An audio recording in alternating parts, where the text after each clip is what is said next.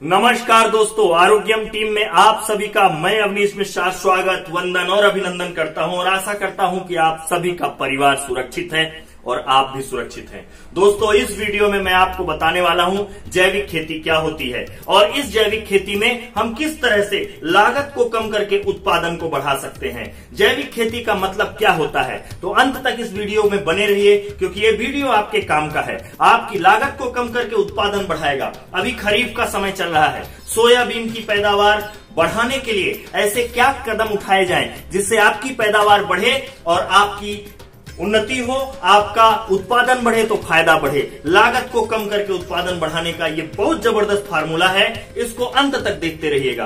ये वीडियो जरूर देखिएगा, चैनल सब्सक्राइब करिए और बेल आइकॉन जरूर दबाइए क्योंकि ये बेल आइकॉन दबा के ही आप हमारे वीडियो को सबसे पहले पा सकते हैं। तो भूलिएगा मत, ये वीडियो तक बने रहिएगा। अभी शुरू होने वाला है वीडियो। 1 मिनट, वीडियो देखे बगैर स्किप मत करना। धन्यवाद। चलिए प्रारंभ करते हैं आज हम अपने इस वीडियो को। और इस वीडियो को प्रारंभ करने से पहले मैं आप सभी दर्शकों और किसान भाइयों को नतमस्तक प्रणाम करता हूं कि आपकी वजह से ही हमारा पेट पल रहा है। आप न गर्मी में ठहरते हो, न बरसात में ठहरते हो, न आपको ठंड लगती है। आप हम लोगों के लिए अन्न पैदा करते हो। अन्नम वै ब्रह्मम, अन्न ही ब्रह्मा है। तो आप ब्रह्मा को जन्म देने वाले हो, आप दाता हो, आप किसान हो। आपको नतमस्तक प्रणाम करता हूं। आपकी सुध बुध के लिए मैंने 2008 से लगातार किसानों के उत्थान के लिए काम कर रहा हूं और आज इस नेट सर्फ में भी ज्वाइन हुआ हूं। तो केवल इसलिए ज्वाइन हुआ हूं क्योंकि नेट सर्फ में एग्रीकल्चर है और आप किसानों के हित के लिए नेट सर्फ काम कर रहा है। जैसा खाएंगे अन्न वैसा होगा मन। विदेशी खाद, विदेशी बीज और विदेशी तरीके से जो अनाज पैदा होगा उससे संस्कार विदेशी होते जा रहे हैं। आज कपड़े छोटे होते जा रहे हैं, कब उतर जाएं कोई भरोसा नहीं है। इसलिए आपको भारत की शान बनना है क्योंकि जब 1857 की क्रांति के पहले सारे राजाओं को जीत लिया गया था, केवल आप ही बचे थे और आप लोगों के ने ही भारत को वापस आजादी दिलाई है। जब विक्टोरिया महारानी हिल गई, जब अंग्रेजी शासन हिल गया कि यार राजाओं को सबको जीत लिया गया,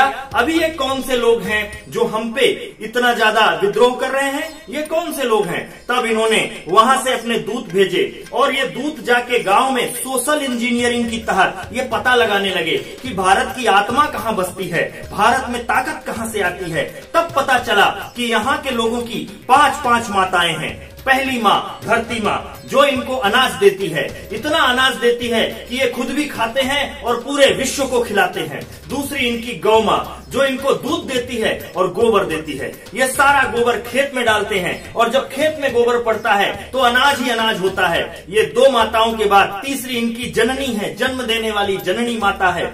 ये जननी जन्म माता ये उनको आशीर्वाद देती है हर मुसीबत से लड़ने के लिए। और 5 माँ इनकी भारत माँ है जिसके लिए जान न्यौछावर कर देते हैं। और 5वीं माँ तुलसी माँ है जो इनके द्वार में खड़ी रहती है। आज तुलसी और गिलोय ही कोरोना से बचा रहा है। तो ये 5 माताएं जिनके पास हैं, उनका कोई बाल भी बांका नहीं कर सकता है। इनको जीतने के लिए क्या करना पड़ेगा, तब इन्होंने प्लानिंग बनाया। आप इतिहास उठा के देखिए, कलकत्ता में, अकेले कलकत्ता में एक कटसाल बनाया गया जहां 37,000 गायें रोज कटने लगी। जब उधर गाय कटने लगी, माँ का तिरस्कार होगा तो बच्चा कभी फलेगा फूलेगा नहीं। यहाँ किसान के घर में कुछ ऐसी गाय हुआ करती थी जो दूध कम देती थी। अगर वो दूध देना बंद कर देती, किसान को पालने में दिक्कत होती, वो किसान को अच्छा दाम मिल जाता, ये वो गाय को बेच देता। अरे मेरे दोस्त, वहीं से हमारी तबीयत खराब होने लगी। किसान की दुर्गति, किसान को उस गौ माँ का श्राप मिला। जैसे जैसे पशु धीरे धीरे कटने लगे, हमारे यहाँ पशुओं की संख्या कम हुई। जब पशुओं की संख्या कम हुई तो गोबर की मात्रा कम हुई और अगर गोबर की मात्रा खेतों में कम हुई तो ये इफको और बहुत सारी विदेशी कंपनियां आके यहाँ यूरिया डीएपी का फैक्ट्री लगा डाले। यूरिया डीएपी आ गई खेत में तो पैरासीटामोल आ गया, वरना चिरचिरी की जड़ चबा के बुखार में उतर जाता था। आज पैरासीटामोल और बहुत सारी दवाइयां आपके शरीर में काम ही नहीं कर रही हैं। आपका इम्यून सिस्टम खत्म हो गया है, लेकिन उसके बावजूद भी गांव में अभी भी आत्मा बसी हुई है और उसी आत्मा की वजह से हमारी मृत्यु दर अभी भी इस कोरोना में कम है। लेकिन क्या करें, कैसे करें, हम जैविक खेती किसे कहते हैं, ये हमें जानकारी नहीं है। बहुत सारी विदेशी कंपनियों ने जैविक खेती की परिभाषा ऐसी बदल दी कि आप जैविक खेती करो, आपका उत्पादन कम हो जाएगा, आप जैविक खेती करोगे तो आपको झंझट लगेगा। ये दोस्त, मैं आज आपको बताने वाला हूँ जैविक खेती में सबसे कम की लागत में आप यूरिया डीएपी को भगा सकते हो अपने साथ। तो तैयार रहिए, मैं आपको आगे बताने वाला हूँ। अब पहला सवाल यह उठता है कि जैविक खेती कहते किसे हैं, जैविक खेती का मतलब क्या होता है? क्या यूरिया डीएपी बंद कर देना ही जैविक खेती कहलाता है, या फिर गोबर और केचुए की खाद को डाल देना ही जैविक खेती कहलाता है? अरे मेरे दोस्त, गोबर और केचुआ एक जैव अपशिष्ट है, जीवों द्वारा निकाला गया मल मूत्र है। भारत में 2,65,000 पंचायत हैं। 2,65,000 पंचायतों में हर पंचायत में 500 किसान हैं और हर पंचायत में एक किसान के पीछे एवरेज 5 एकड़ की खेती है। क्या इतना गोबर और केचुआ उपलब्ध हो पाएगा? क्या ये अपने पास इतना लेबर है जो इसको बढ़ा पाएगा? ये केवल झंझट बनाने की चीज है। पुराने जमाने में आग लगाने के लिए पत्थर घसा जाता था, अभी लाइटर आ गया है।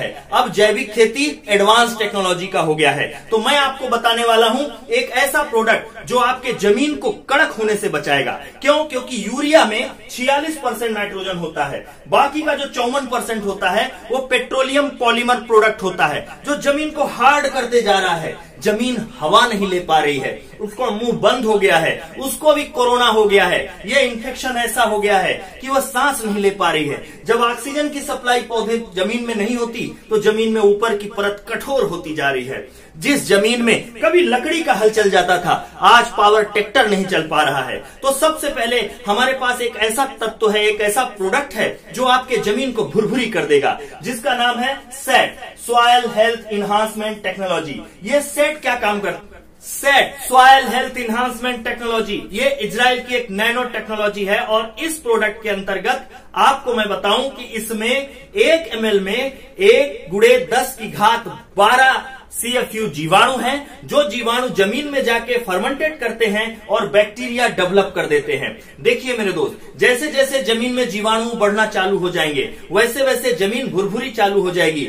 आप जब जमीन में लगातार सेट डालोगे तो जड़ों का विकास बढ़ना चालू होगा और जड़ों का विकास जब ज्यादा बढ़ेगा, सेमिनल ज्यादा जड़ बढ़ेंगी तो पौधे का शरीर तंदुरुस्त होगा, क्योंकि भोजन सोखने की शक्ति बढ़ा देगा। मतलब पौधे में मुंह की मात्रा ज्यादा कर देगा। पौधे पत्तियों से नहीं, नीचे जड़ों से भोजन अवशोषित करती हैं और सूर्य के प्रकाश से फोटोसिंथेसिस करती हैं। यहाँ पे ये काम क्या करेगा? यहाँ पे जो एक सेट काम करेगा वो set soil health enhancement technology मिट्टी की हेल्थ को सही कर देगा। अभी जमीन सुधर गई, अब हमको चाहिए पौधे में। पौधे की 5 अवस्थाएं होती हैं। पहली होती है भ्रूणावस्था, जिसमें बीज अंकुरित होता है।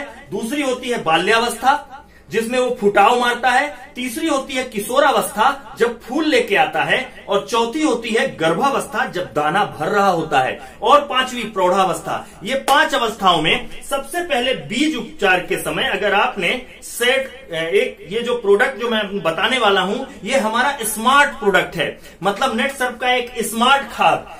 ये स्टीम रिच में अलग अलग समय में अलग अलग काम करने की ताकत होती है। अगर आप इसको बीज अंकुरण के समय स्प्रे करते हो, बीज के ऊपर स्प्रे करके बीज की बुआई करते हो, तो यह बीज संस्कार हो जाता है और बीज संस्कार के बाद इसके अंकुरण 90-92% हो जाते हैं। अब यही स्टीम रिच को अगर आप बुआई के 20 दिन बाद स्प्रे करते हो तो ये क्या करता है? फुटाव लाता है, ब्रांचेस लाएगा और नीचे जड़ों का भी विकास ज्यादा करेगा, वेजिटेबल ग्रोथ कर देगा। और फिर जब इसके बाद फूल के आने के पहले जब आप इसको स्प्रे करते हो तो ये पौधे के ऊपर जब स्प्रे होता है तो ये जो स्टीम रिच है ये ज्यादा फूल लाने का काम करेगा और एक काम, फूल गिरने से बचाएगा। और फिर जब आप गर्भावस्था में डालोगे, जब फल बनने लगेंगे, ऐसे समय में जब आप स्टीम रिच का इस्तेमाल करोगे तो यह स्टीम रिच क्या काम करता है?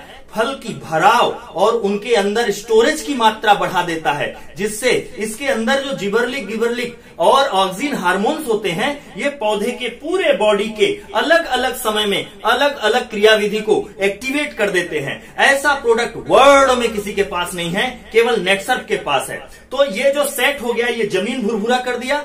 स्टीम रिच हो गया, ये पौधे के हार्मोनल बैलेंस को सही कर दिया। अभी जादुई प्रोडक्ट बायो 99 है। ये बायो 99 क्या काम करता है? ये बायो 99 पौधे में जो रंध्र छिद्र होते हैं, जहां से भोजन का अवशोषण होता है, वहां से स्टीम रिच और सेट को पौधे के शरीर में लेके जाने की काम करता है। और सबसे प्लस पॉइंट, ये पानी का पृष्ठीय तनाव तोड़ देता है। ये पत्तियों के ऊपर स्प्रे करने के बाद ये इसको फैलाने का और चिपकाने का भी काम करता है। ये मिक्सर की तरह काम करता है। अभी हमको इसकी लागत कितनी लगती है? जो सेट है वो सॉइल हेल्थ इन्हांसमेंट टेक्नोलॉजी, ये अगर आप स्प्रे करते हो, अगर मैं सोयाबीन की बात करता हूं, तो स्प्रे करते समय आपको एक 15 लीटर के पंप में 15 ml डालना है।